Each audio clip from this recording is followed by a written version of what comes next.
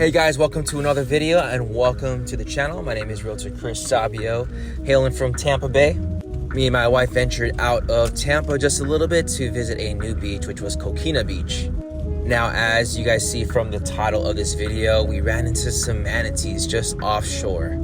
Truly an amazing sight. After all the years that I've been living in Florida, I've never seen a manatee at the beach. There was actually more than two of them. I have some footage of about maybe 3 to 5 manatees just lingering offshore, and it was definitely quite a sight to see.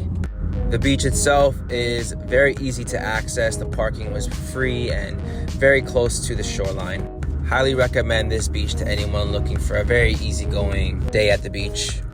Now go ahead and like and subscribe to the channel for more, especially if you want to see more content like this. I do a lot of cinematic style content related to scenery and real estate in the Tampa Bay area.